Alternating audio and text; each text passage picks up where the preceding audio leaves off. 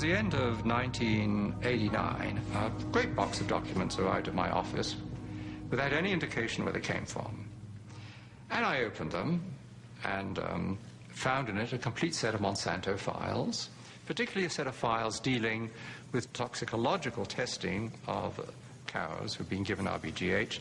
BST, trade name Posilac, is being used in more than a quarter of the dairy herds in the United States, according to Monsanto. The milk has been drunk by a large portion of the American population since the Food and Drug Administration declared it safe for both cows and humans 4 years ago. And at that time, Monsanto was saying, there's no evidence whatsoever of any adverse effects, we don't use antibiotics, and this clearly showed that they had lied through their teeth. Files described areas of chronic inflammation in the heart, lung, kidney, spleen, also reproductive effects, also a whole series of other problems. The most comprehensive independent assessment of the drug concludes that BST results in unnecessary pain, suffering and distress for the cows. This is not acceptable for a drug designed simply to increase milk production. It is a silly product. We have the industrial world is awash in milk. We're overproducing milk. We actually have governments around the world who pay farmers not to produce milk. So the first product Monsanto comes up with is a product that produces more of what we don't need.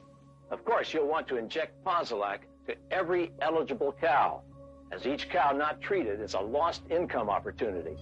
But the problem was that use of the artificial hormone caused all kinds of problems for the cows. It caused something called mastitis, which is a very painful infection of the udders.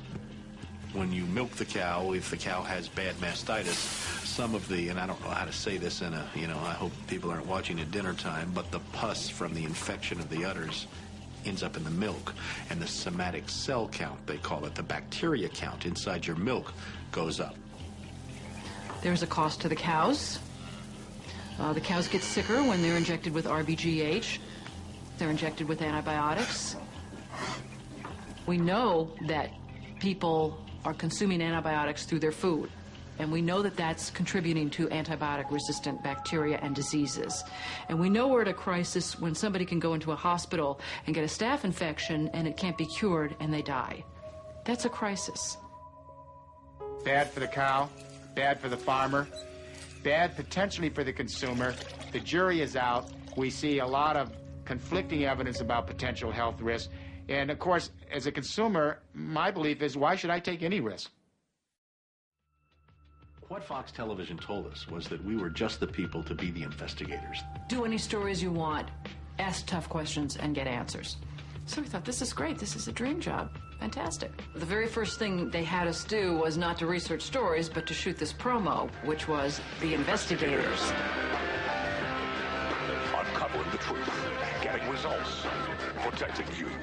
And they had a film crew and a smoke machine, and we were silhouetted. Investigative reporter Steve. One of the first stories that Jane came up with was the revelation that most of the milk in the state of Florida and throughout much of the country was adulterated with the effects of bovine growth hormone.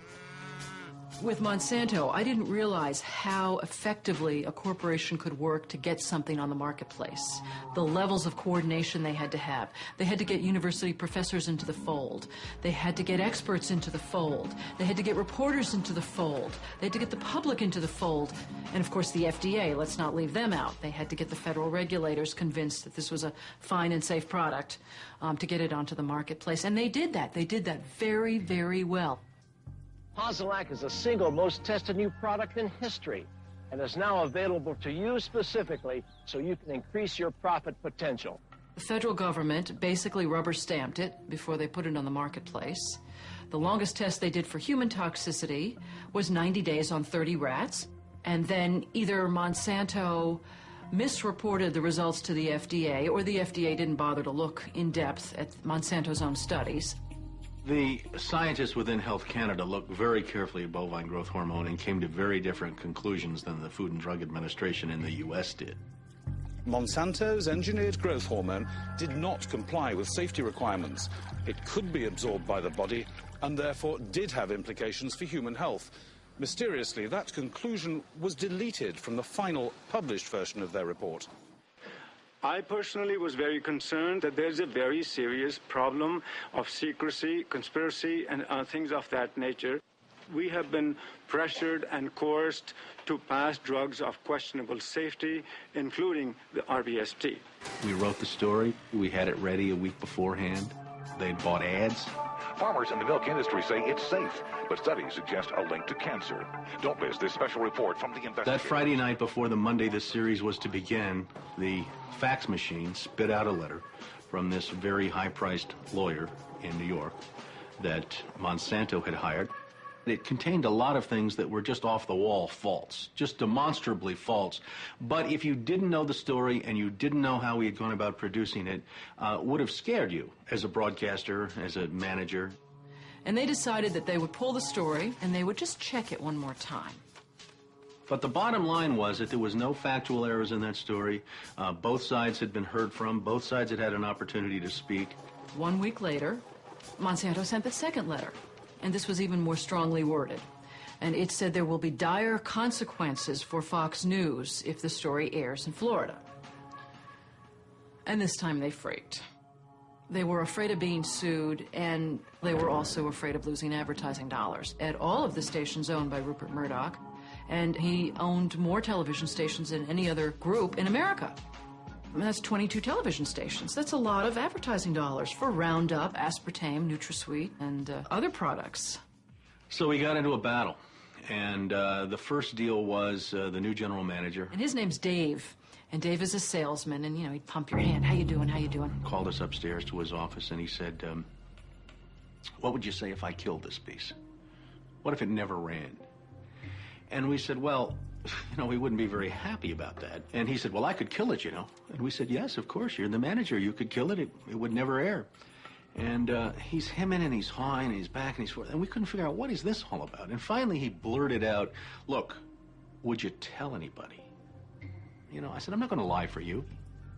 About a week later, calls us back to the office and says, okay, we'd like you to make these changes. In fact, you will make these changes. We said, well, look, let us show you the research that we have that shows that this information you want us to broadcast isn't true. To which he replies, I don't care about that. I said, pardon me? And he said, well, that's what I have lawyers for. Just write it the way the lawyers want it written. I said, you know, this is news. This is important. This is stuff people need to know. And I'll never forget, he didn't pause a beat, and he said, we just paid $3 billion for these television stations. We'll tell you what the news is. The news is what we say it is. I said, I'm not doing that. And he said, well, he said, if you refuse to present this story the way we think it should be presented, you'll be fired for insubordination. I said, I will go to the Federal Communications Commission and I will report that I was fired from my job by you, the licensee of these public airwaves, because I refused to lie to people on the air. And it's thank you very much. You'll hear from us right away.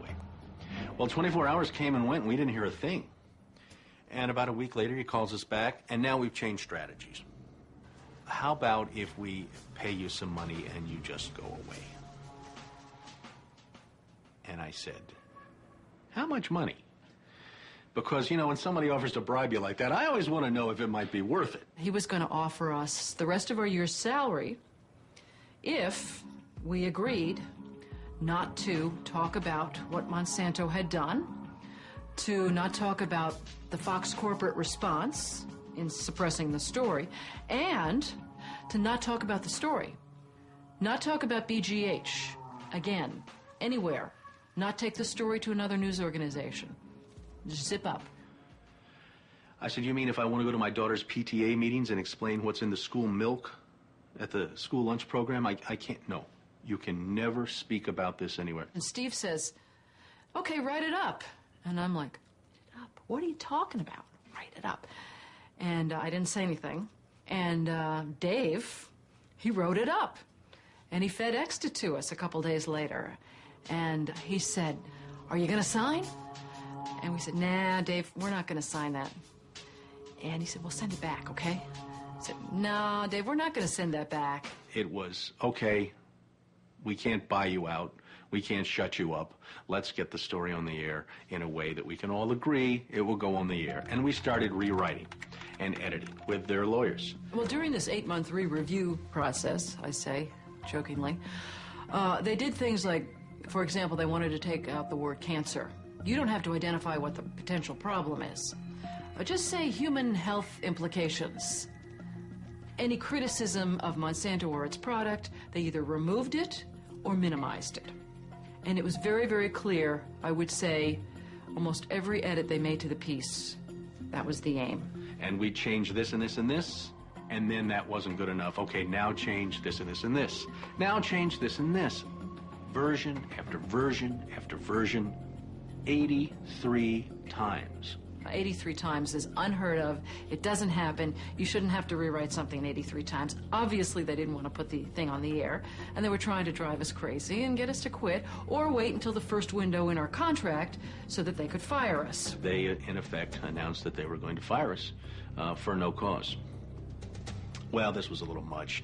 And Steve wrote a letter to the lawyer in Atlanta, whose name is Carolyn Forrest, the Fox corporate lawyer. And I said, you know, this isn't about being fired for no cause. You're firing us because we refused to put on the air something that we knew and demonstrated to be false and misleading. That's what this is about. And because we put up a fight, because we stood up to this big corporation, and we stood up to your editors, and we stood up to your lawyers, and we said to you, look, there ought to be a principle higher than just making money. And she wrote a letter back and said, you're right, that's exactly what it was. You stood up to us on this story, and that's why we're letting you go. Big mistake. Big mistake. That says retaliation. You can't retaliate against employees if they're standing up for something that they believe is illegal, that they don't want to participate in. So that gave us the whistleblower status that we needed in the state of Florida to file a whistleblower claim against our employer. And as far as 2 or 3 years later, we got to trial. 5 weeks of testimony led to a jury verdict of $425,000, in which the jury determined that the story they pressured us to broadcast, the story we resisted telling, was in fact false, distorted, or slanted. Fox News appealed the verdict. 5 major news media corporations filed briefs with the court in support of Fox's appeal.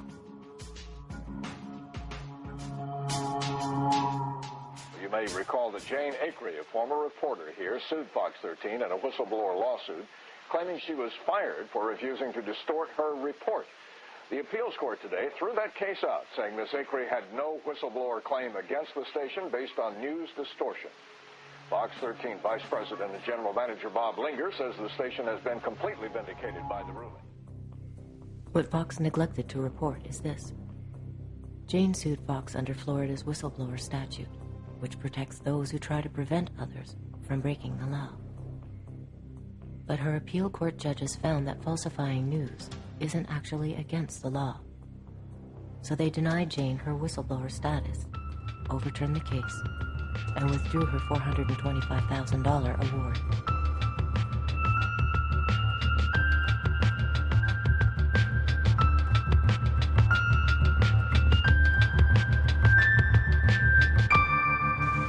São vários princípios ativos banidos na maior parte do mundo que circulam impunemente no Brasil, porque o lobby dos agrotóxicos, que é poderoso, que movimenta recursos vultosos, o Brasil é o campeão mundial de agrotóxicos, nenhum outro país pulveriza na lavoura tanto agrotóxico quanto o nosso.